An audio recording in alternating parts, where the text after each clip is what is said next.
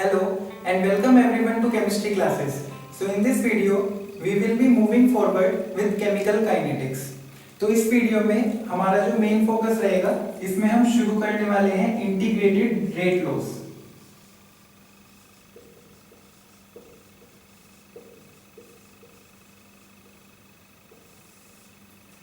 तो integrated rate laws को पढ़ने से पहले एक थोड़ा सा रिवीजन कर लेते हैं कि हम इंटीग्रेटेड रेट लॉस क्यों पढ़ते हैं और उससे हमें क्या मदद मिलती है। तो आपको ध्यान होगा एक पिछले लेक्चर में मैंने डिस्कस किया था कि हम रेट ऑफ द रिएक्शन कैसे स्टडी करते हैं।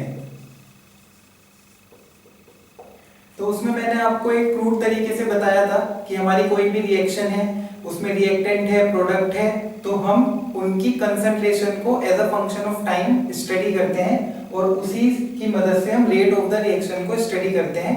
और अब इसी कॉन्सेप्ट के साथ बेसिकली हम थोड़ा आगे बढ़ेंगे और समझने की कोशिश करेंगे कि इंटीग्रेटेड रेट लॉ से हमें रेट ऑफ द रिएक्शन को पढ़ने में कैसे मदद मिलती है। तो हमने क्या देखा था कि अगर हमें रेट ऑफ द रिएक्शन पढ़ना है तो हम क्या कर पाते हैं, हम रिएक्टेंट एंड प्रोडक्ट इनकी कंसंट्रेशन को as a function of time हम पढ़ते हैं। ठीक है, अब अगर as a function of time हमें rate of the reaction reactant और प्रोडक्ट की कंसंट्रेशन को पढ़ना है तो उसके लिए हमारे पास एक तो मेथड्स हैं केमिकल मेथड्स, एक है हमारे पास फिजिकल मेथड्स। ठीक है, तो जो केमिकल मेथड्स हैं वो हमारे कैसे मेथड्स हैं कि हम लैब में गए, एक रिएक्शन जिसको भी हमें स्टडी करना है हमने उसके लिए जो भी रिएक्टेंट्स चाहिए वो सब इकट्ठे किए, फिर उसके बाद हमने काफी सारे वेसल्स लिए, उन वेसल्स में हमने सेम कंडीशंस में अपनी रिएक्शन लगाई और फिर उसके बाद जब रिएक्शन हमने शुरू करी तो कुछ पर्टिकुलर इंटरवल्स पे जैसे 5 सेकंड बाद, 10 सेकंड बाद, 20 सेकंड बाद वो फिजिबिलिटी आपको देखनी पड़ेगी कि आपके पास कितने लोग हैं और किस स्पीड से आप अपनी रिएक्शन को कर सकते हैं जिससे आप अपनी रिएक्शन स्टडी करेंगे। तो आपने वेसल्स लगाई, फिर एक पर्टिकुलर इंटरवल के बाद आप उस रिएक्शन को या तो स्टॉप करेंगे या फिर स्लो करेंगे। उसके लिए या तो आप कूलिंग यूज कर सकते हैं, ऐसे अगर आप अपने रिएक्शन मिक्सचर में कूलिंग कर दें तो आपकी रिएक्शन स्लो हो जाएगी या फिर उस टेम्परेचर पर स्टॉप भी हो सकती है। स्टॉप तो नहीं होगी पर रेट इतना नेग्लिजिबल हो जाएगा कि आपकी रिएक्शन आपको रुकी हुई मालूम होगी और आप अपना रेट ऑफ द रिएक्शन की स्टडी आगे कर पाएंगे। या फिर आप उसमें से कैटलिस्ट हटा सकते हैं ताकि आपकी रिएक्शन स्लो हो जाए। तो डिफरेंट तरीके हैं जिससे आप अपनी रिएक्शन के रेट को स्टडी कर सकते हैं using the change in the concentration of the reactant और product with respect to time. तो वो आपके केमिकल मेथड्स हैं जिसमें आपने रिएक्शन डिफरेंट वेसल्स में लगाई और फिर उसके बाद उनको अलग-अलग तरीके से स्टडी किया केमिकली जैसे भी फिजिबल हुआ, इसलिए उनको बोल रहे हैं हम केमिकल मेथड्स। अब देखिए जो केमिकल मेथड्स हैं जैसा कि आपने प्रोसेस सुना तो ये प्रोसेस थोड़ा टीडियस तो है क्योंकि इसमें आपने रिएक्शंस लगाई, फिर रिएक्शन को स्लो किया, फिर स्टडी किया और आप टाइम बाउंड भी, आपको जल्दी ये सब काम करना है। तो इसीलिए केमिकल मेथड्स हमारे थोड़े टीडियस हो सकते हैं। लेकिन जब हम फिजिकल मेथड्स पे आते हैं तो फिजिकल मेथड्स में जनरली क्या होता है, physical methods are generally more friendly, ये आपके लेस टीडियस होते हैं, मतलब इनमें आपकी मेहनत थोड़ी कम लगेगी। केमिकल मेथड्स में तो आप एक पर्टिकुलर इंटरवल के बाद अपनी रिएक्शन को स्टडी कर रहे थे। फिजिकल मेथड्स में क्या होता है कि आप अपनी रिएक्शन को कंटिन्यूअसली फॉलो कर सकते हैं। कैसे? जैसे फिजिकल मेथड्स में आप करते क्या हैं, फिजिकल मेथड्स में आप किसी फिजिकल पैरामीटर को स्टडी करते हैं, कोई भी फिजिकल पैरामीटर। अब वो डिपेंड करेगा कि आपकी रिएक्शन कैसी है। सपोज आपकी रिएक्शन में ऐसे रिएक्टेंट या प्रोडक्ट हैं कि आप उनकी इलेक्ट्रिकल कंडक्टिविटी को मेजर कर सकते हैं, तो आप पूरी रिएक्शन को स्टडी करेंगे एज अ होल कंटिन्यूअसली। आप उसकी इलेक्ट्रिकल कंडक्टिविटी में देखेंगे कि क्या चेंजेस आ रहे हैं। सपोज आपकी कोई रिएक्शन ऐसी है जिसमें आपका कोई ऑप्टिकली एक्टिव कंपाउंड है या फिर वो ऑप्टिकली इनएक्टिव में कन्वर्ट हो रहा है during the course of the reaction, तो आप ऑप्टिकल रोटेशन उसका स्टडी कर सकते हैं। जैसे कि आपकी सपोज कोई गैस फेज रिएक्शन है, तो गैस फेज रिएक्शन के वक्त आप गैसेस का प्रेशर स्टडी कर सकते हैं। तो ये सब स्टडी जब आप रेट ऑफ द रिएक्शन को पढ़ने के लिए using change in concentration of reactant और change in concentration of product as a function of time आप करते हैं, जब आप फिजिकल पैरामीटर्स का यूज करते हैं, तो तब हम बोलते हैं कि हमने फिजिकल मेथड्स का यूज किया है रेट ऑफ द रिएक्शन को स्टडी करने के लिए। अब एक चीज इसमें ये है कि जैसे अभी मैंने बोला कि आपका गैसियस रिएक्शन में आप प्रेशर यूज करना चाह रहे हैं कि आप pressure during the course of the reaction कैसे चेंज हो रहा है, आप उसकी स्टडी करेंगे। अब इसमें एक बात ये भी ध्यान रखने वाली है कि जो भी रिएक्शन हम करते हैं हमको पता होना चाहिए कि ये रिएक्टेंट है और ये प्रोडक्ट है। कई बार क्या होता है कि आपके साइड प्रोडक्ट्स भी बन रहे होते हैं। अब अगर आपका कोई साइड प्रोडक्ट बन रहा है और वो साइड प्रोडक्ट आपके टोटल प्रेशर को अफेक्ट कर रहा है, तो फिर जो आप रिएक्टेंट या प्रोडक्ट की कंसंट्रेशन को स्टडी कर रहे हैं as a function of time, that will not reflect the actual और correct rate of the reaction, because आपने उस साइड प्रोडक्ट को तो कंसीडर किया ही नहीं था, वो तो रिएक्शन के दौरान बन रहा था और आपको नहीं पता था कि वो आपके टोटल प्रेशर को अफेक्ट कर रहा है और आपने उसको अकाउंट में नहीं लिया। इसलिए जनरली यही आप पाएंगे और यही आप देखेंगे भी कि काइनेटिक डेटा को स्टडी करना, उसको ऑब्जर्व करना एक बहुत ही मुश्किल टास्क में से माना गया है, क्योंकि जब भी आप कोई भी रिएक्शन की काइनेटिक्स को स्टडी करते हैं तो इतने सारे पैरामीटर्स होते हैं चेंज होने वाले कि एरर के चांसेस बहुत ज्यादा होते हैं। Error chances are very much while studying the kinetics of a particular reaction. इसलिए आप लिटरेचर में भी ये भी देखेंगे कि चाहे किसी एक इनएक्सपीरियंस्ड केमिस्ट ने कोई रिएक्शन किया हो या बहुत ही अच्छा एक काइनेटिक्स करने वाला साइंटिस्ट हो, वो भी गलती कर सकता है। और इसीलिए लिटरेचर में हमने ये पाया है कि काफी सारा काइनेटिक डेटा जो आपके रेट कांस्टेंट होते हैं वो कई बार सही नहीं पाए जाते, क्योंकि कई बार ये भी होता है कि जैसे आपने कोई रिएक्शन को स्टडी किया तो जब वो पहले 50% में थी अपने, तब वो एक अलग रेट फॉलो कर रही थी और उसके बाद वो एक अलग रेट फॉलो करने लगी व्हेन इट वाज अबाउट 70 और 80% कंप्लीटेड। पर सपोज आपने रिएक्शन को उस समय 50% तक स्टडी किया था, तो आप तो सोचोगे कि जैसा रिएक्शन ने बिहेव 50% तक किया है वैसा ही आगे करेगी, लेकिन ऐसा कई बार नहीं होता। जब आप 50% से ऊपर 60%, 80%, 90% कंप्लीशन की तरफ जाते हैं तो उस समय आपका रिएक्शन अपना नेचर चेंज कर सकता है। तो इसीलिए जनरली यही बोला जाता है कि जब भी आप काइनेटिक डेटा ऑब्जर्व कर रहे हैं लैब में या कहीं भी, तो उस समय आपको रिएक्शन कंप्लीशन तक जाना चाहिए। जितना ज्यादा आप रिएक्शन कंप्लीशन के पास जाएंगे उतना ही ज्यादा आप मान सकते हैं कि आपके काइनेटिक डेटा में एरर्स कम है। मतलब ये सब आपको प्रिकॉशंस हैं जो आपको काइनेटिक डेटा ऑब्जर्व करते वक्त अपने दिमाग में रखनी चाहिए कि मैं क्या गलती कर सकता हूं और क्या एरर्स की वजह से मेरे काइनेटिक डेटा फ्लॉड हो सकता है। तो इसीलिए ये सब चीजें आपको दिमाग में रखनी है।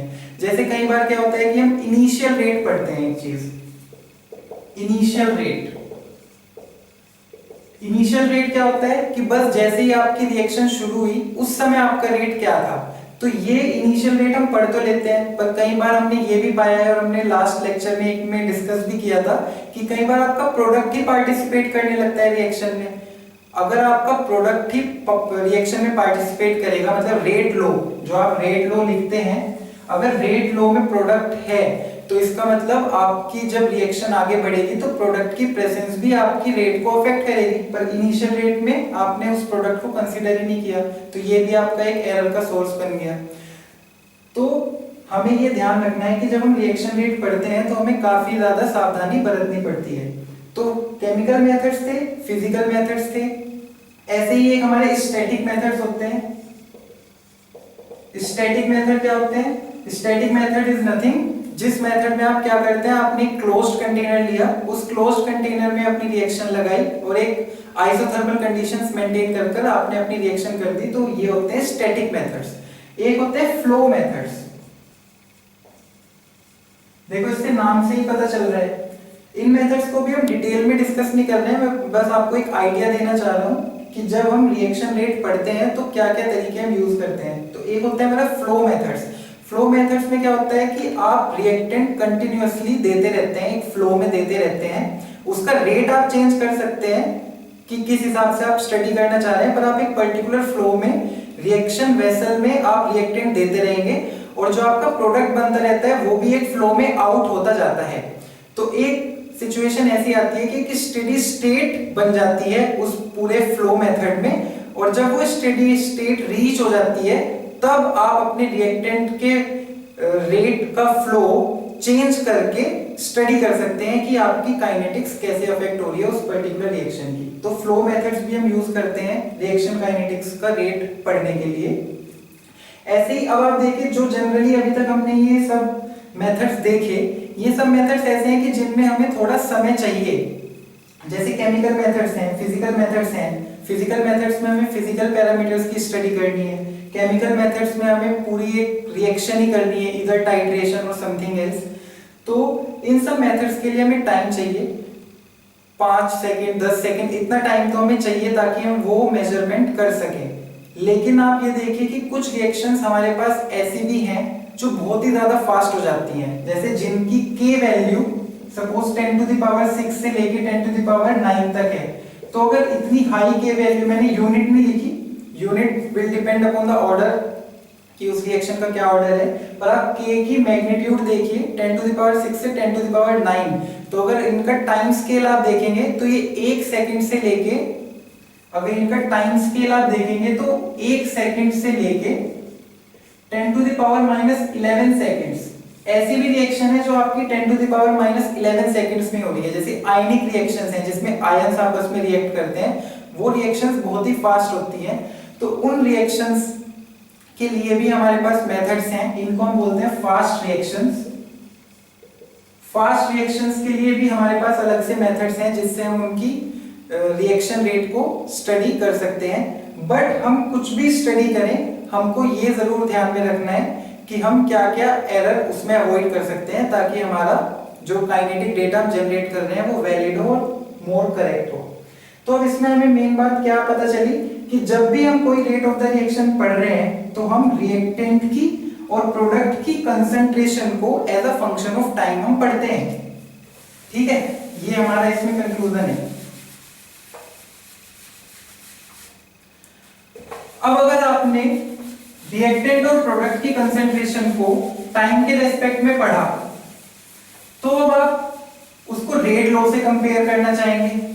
अब आपने ये देखा होगा जितने भी प्रीवियस लेक्चर्स में हमने रेट लॉ पढ़ा, तो रेट लॉ हमारा एक डिफरेंशियल फॉर्म में हमारे पास था।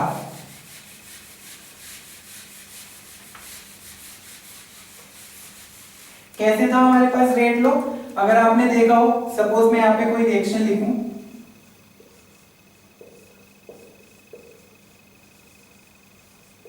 तो रेट लॉ हमारे पास किस फॉर्म में था?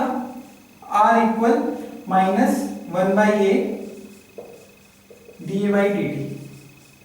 इस फॉर्म में हमारे पास रेट था और एक रेट लॉ, सपोज ये जो हमारी रिएक्शन है वो फर्स्ट ऑर्डर रिएक्शन है, तो इसका रेट लॉ क्या हो जाएगा? Ka।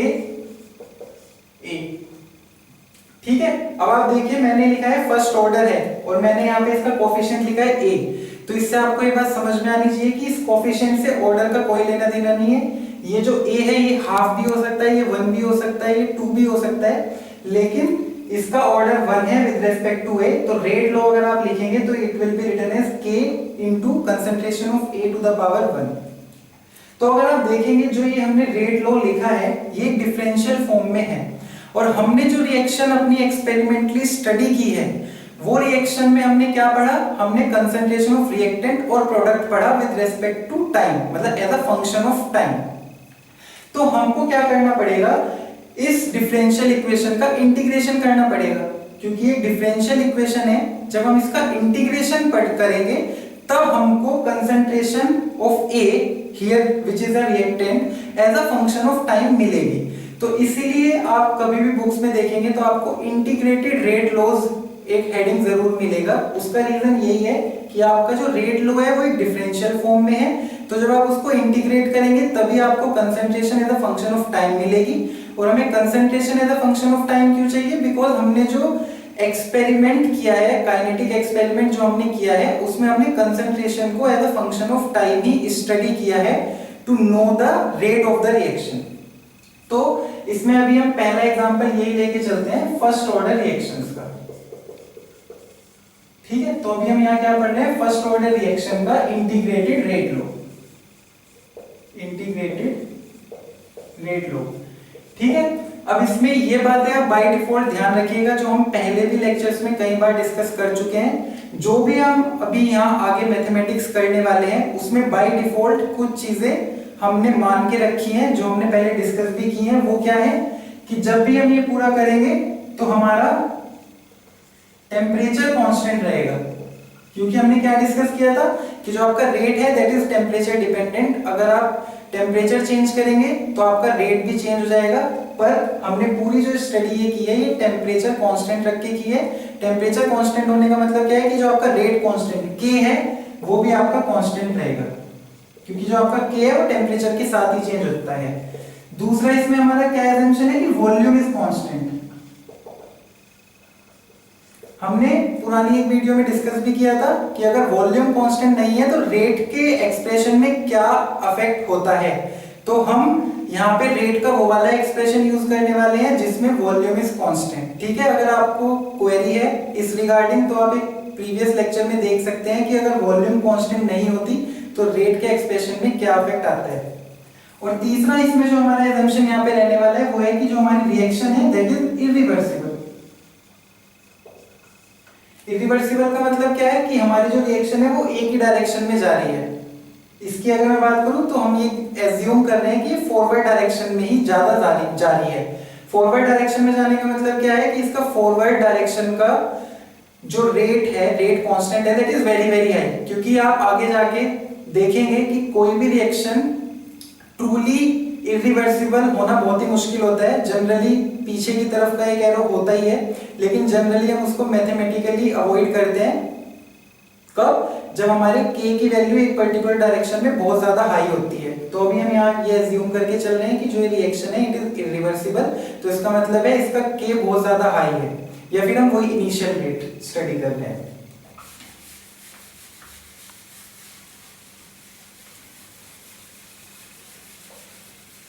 ठीक है, तो अब इसमें हम शुरू करते हैं इंटीग्रेशन करना। तो आप देखिए हमारे पास ये एक्सप्रेशन आ गया है।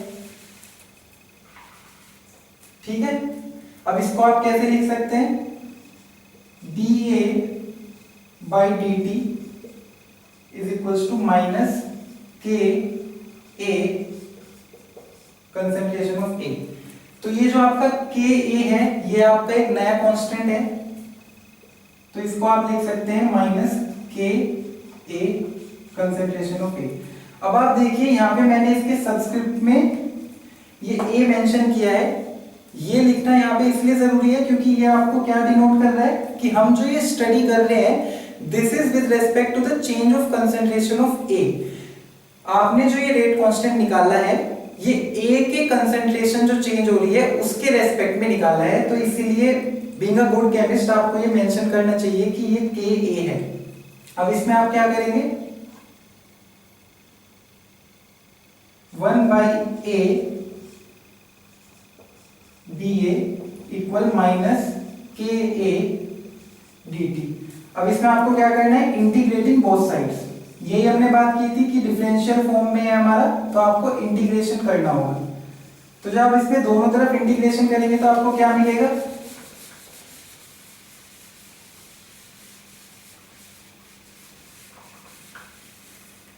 ठीक है, 1/A का जो इंटीग्रेशन होगा दैट इज ln A। अब इसमें यहाँ पे आपकी लिमिट्स लगनी चाहिए, ये आपकी होगी सिचुएशन 1 और सिचुएशन 2। इसको आप इनिशियल फाइनल भी लिख सकते हैं कि जो आपकी लिमिट है इनिशियल लिमिट और final limit equals to minus KA और dt। ये तो कांस्टेंट है, बाहर रहेगा तो 1 का इंटीग्रेशन आपका क्या हो जाएगा, t। तो t और इसमें आपकी लिमिट्स क्या हो गई, इनिशियल और फाइनल। अब जब हमने इसमें यहाँ पे लिमिट्स लगा दी है तो हमें इंटीग्रेशन कांस्टेंट प्लस c लिखने की जरूरत नहीं है।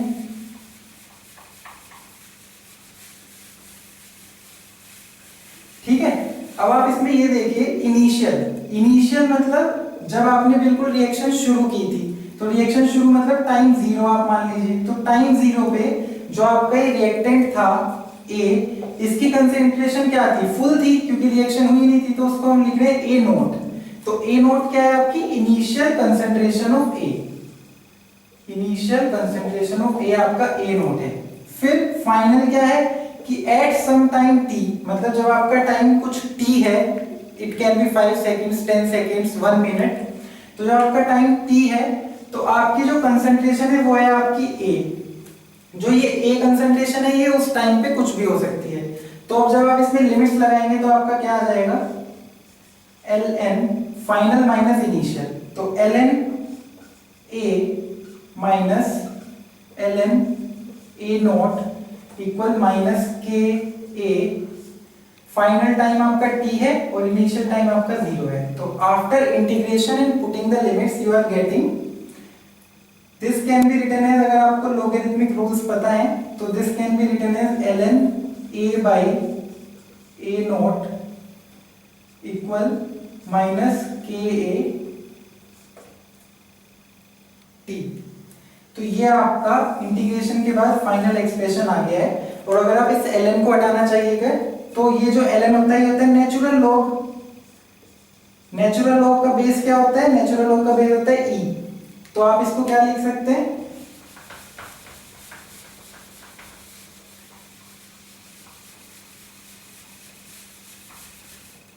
आप इसको लिख सकते हैं, इसका बेस यहाँ पे e है, तो ये भी एक लॉगरिथमिक रूल ही है।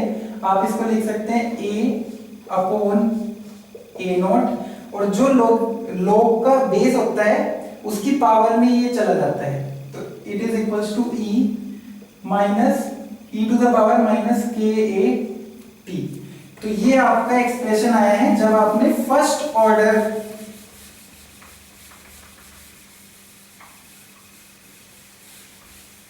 ये आपने जो रिएक्शन लिखी थी इसमें रिएक्टेंट एक था और आपने इसको फर्स्ट ऑर्डर माना था, और उसके बाद आपने रेट लॉग जो डिफरेंशियल फॉर्म में था उसको इंटीग्रेट करके जो आपका एक्सप्रेशन आया है after putting the limits, it is this. तो आप इसको क्या लिख सकते हैं, a is equals to a naught e to the power minus k a T. तो ये आपका फाइनल एक्सप्रेशन है। तो आप इसमें देख सकते हैं ये आपको क्या बता रहा है ये एक्सप्रेशन, कि जो आपकी a की कंसंट्रेशन है दैट इज एक्सपोनेंशियली डिक्रीजिंग, क्योंकि आप देखिए एक्सपोनेंशियल की power minus k a T है। तो जैसे जैसे टाइम बढ़ेगा, टेम्परेचर कांस्टेंट है तो k तो आपका कांस्टेंट रहेगा, जैसे जैसे आपका टाइम बढ़ेगा वैसे वैसे आपकी ये वाली वैल्यू और ज्यादा घटती जाएगी, क्योंकि माइनस की पावर है और ये a नोट तो आपका कांस्टेंट ही है, इनिशियल कंसंट्रेशन। तो with time your concentration of a is exponentially decreasing, ठीक है। और आपका इनिशियली सबसे पहला एक्सप्रेशन क्या था, r इक्वल के a। अब आपके पास a की वैल्यू आ गई है, तो r rate can be written as k a naught e to the power minus k a T, ठीक है। तो इससे आपको क्या पता चल रहा है, इस रेट के एक्सप्रेशन से भी आपको ये पता चल रहा है, तो ये आपका के ए था ना, नहीं के ही था, ऐसे था minus 1 by A D A by D T, ठीक है, के था। तो ये जो आपका रेट है that is also exponentially decreasing with time. तो अगर आपसे कोई पूछता है कि फर्स्ट ऑर्डर रिएक्शन के रेट का जो डिके है वो कैसे है, लीनियर डिक्रीज है, एक्सपोनेंशियल डिक्रीज है, लोगरिथमिक डिक्रीज है, तो आप आराम से बोल सकते हैं कि ये जो आपका फर्स्ट ऑर्डर रिएक्शन का रेट है वो एक्सपोनेंशियली डिके करता है, ठीक है। अब इसमें आप ग्राफ भी ड्रॉ कर सकते हैं। ग्राफ इसमें आपका कैसे रहेगा, आप अलग अलग तरीके के ग्राफ बना सकते हैं। मैं आपको यहाँ पे 2 ग्राफ बना के दिखाऊंगा।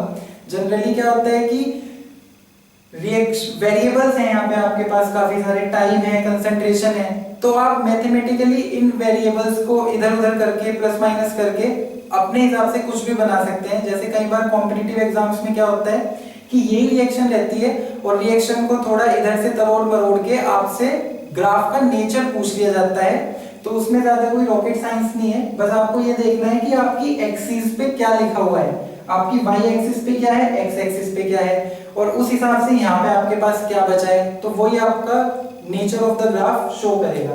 तो अगर मैं यहाँ पे देखूं तो सपोज ये ए बाई ए नोट में यहाँ पे ले लूं, ए बाई ए नोट। अब आप यहाँ पे भी ये कर सकते हैं, ए बाई ए नोट आपका यहाँ पे लिखा हुआ ही है, तो ए बाई ए नोट की जो वैल्यू है वो है आपकी e to the power minus k a T.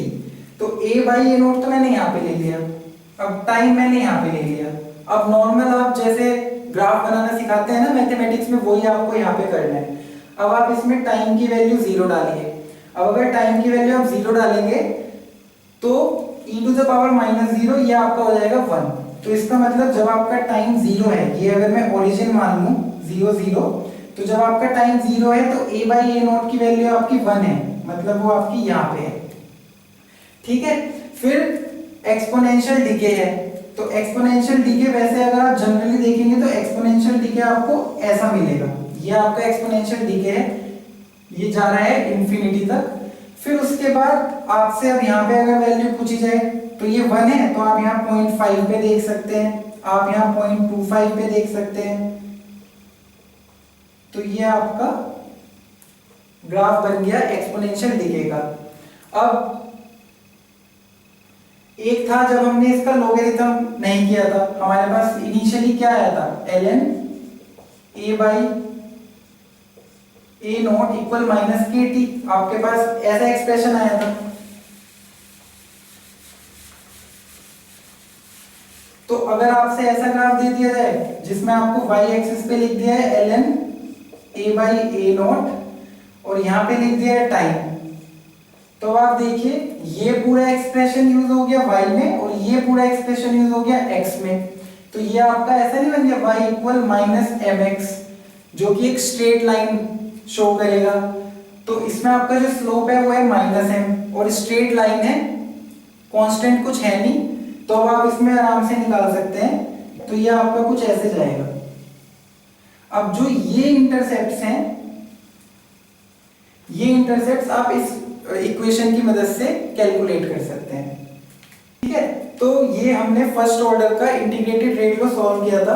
अब इसमें एक चीज और है जो आपको जाननी चाहिए,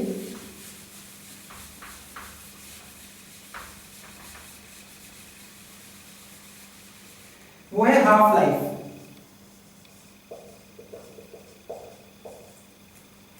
अच्छा, एक चीज और है, जो भी हमने ये डीके वाला था ना,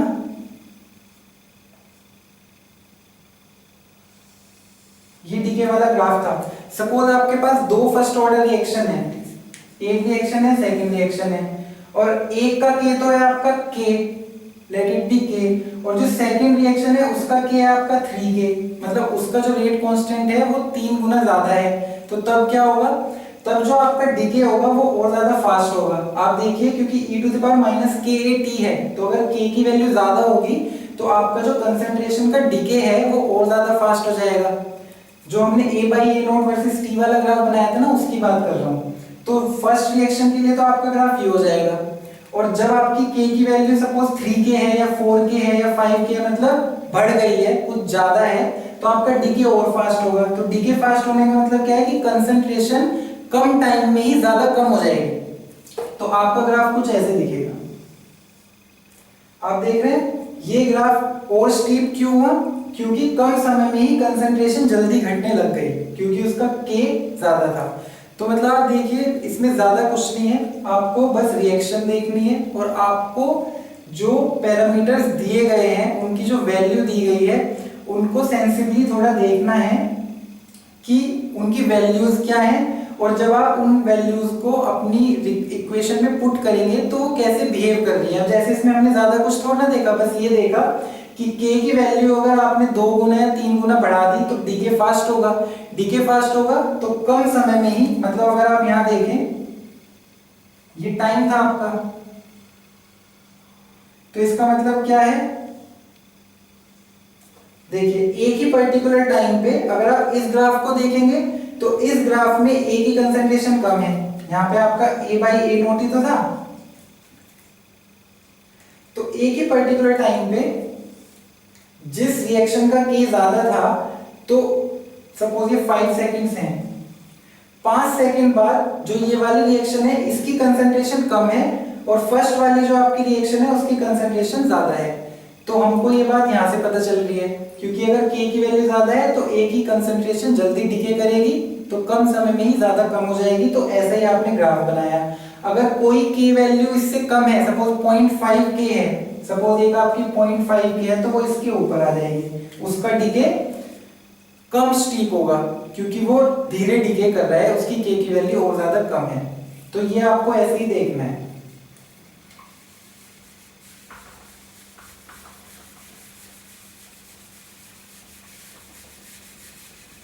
अब एक चीज जो फर्स्ट ऑर्डर में हम और काफी ज्यादा सुनते हैं और पढ़ते हैं वो है हाफ लाइफ। वैसे तो हाफ लाइफ और भी जगह पढ़ते हैं, जीरो ऑर्डर रिएक्शन में, सेकेंड ऑर्डर रिएक्शन में, लेकिन फर्स्ट ऑर्डर में हाफ लाइफ का अपना एक अलग ही इंपॉर्टेंस है और उसको हम अभी देखने वाले हैं क्यों।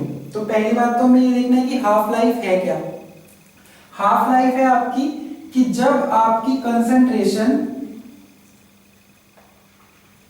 इनिशियल कंसंट्रेशन की आधी हो जाए, मतलब वो समय जब आपकी कंसंट्रेशन इनिशियल कंसंट्रेशन की आधी रह जाए, मतलब जो बची हुई कंसंट्रेशन है आपकी, जैसे आपकी एक रिएक्शन है वो 10 मोल से शुरू हुई, तो एक समय होगा 9 मोल रह गई, 8 रह गई, 7 रह गई, 6 रह गई, 5 रह गई, तो 10 था 5 रह गई। तो जब वो लेफ्ट ओवर कंसंट्रेशन आपके रिएक्टेंट की आधी हो गई, इनिशियल की आधी हो गई, वो समय जिसमें वो आधी हुई उसी को हम हाफ लाइफ बोलते हैं। तो अब हाफ लाइफ को आप आराम से निकाल सकते हैं। आपके पास क्या एक्सप्रेशन आया था?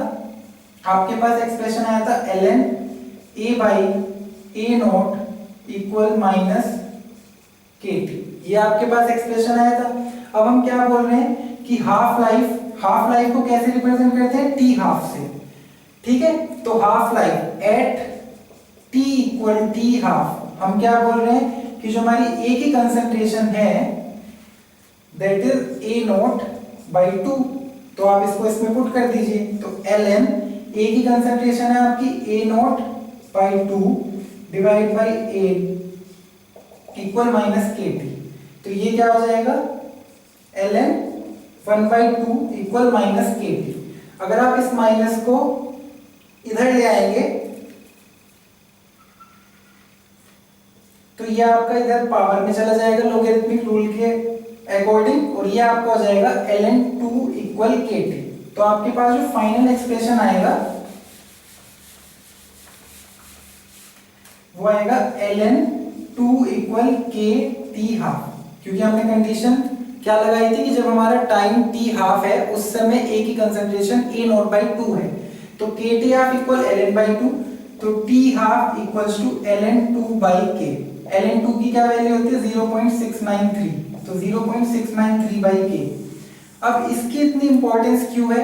इसकी इतनी इंपॉर्टेंस इसलिए है बिकॉज फर्स्ट ऑर्डर की हाफ लाइफ एक ऐसी हाफ लाइफ है which is constant, which is independent of the concentration of the reactant. आप देखेंगे कि इसके टी हाफ में ए के कंसंट्रेशन की कोई भी बातचीत नहीं है, it is completely depending only on rate constant. तो रेट कांस्टेंट तो हमारा एक पर्टिकुलर टेम्परेचर पे कांस्टेंट ही रहता है, तो टी हाफ की जो वैल्यू है that is 0.693/k, it is a constant.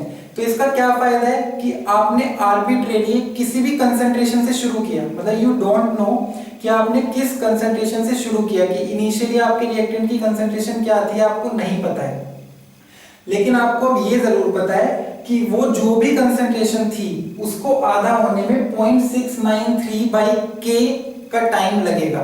जैसे ही 0.693/k का टाइम गुजरा, कंसंट्रेशन जो भी थी उसकी आधी हो जाएगी, फिर उसकी आधी फिर इतने समय में हो जाएगी, फिर उसकी भी आधी इतने समय में हो जाएगी, मतलब 0.693/k टाइम फ्रेम की साइकिल्स चलेंगी और आपकी कंसंट्रेशन आधी होती जाएगी।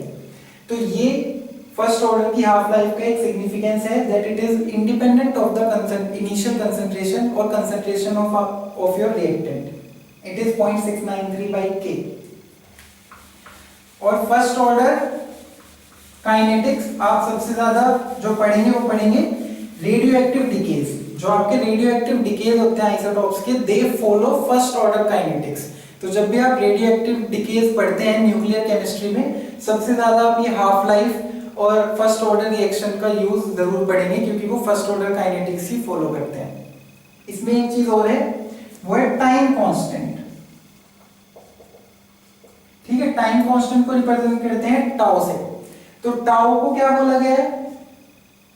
टाउ आपका वो टाइम है that your t is equals to tau कब, जब आपकी concentration 1/e of a not रह जाए। जैसे अभी हमने हाफ लाइफ में क्या डिफाइन किया था कि आपकी a की कंसेंट्रेशन, जो आपका रिएक्टेंट है उसकी कंसेंट्रेशन a नॉट का आधा रहना चाहिए। ऐसे ही जब a नॉट का डिवाइड बाय e आपकी कंसेंट्रेशन हो जाएगी, उस समय हम t को टाउ बोलते हैं, टाइम कांस्टेंट। तो इसको भी आप सेम तरीके से करेंगे। आपका क्या था, ln a/a naught is equals to kt।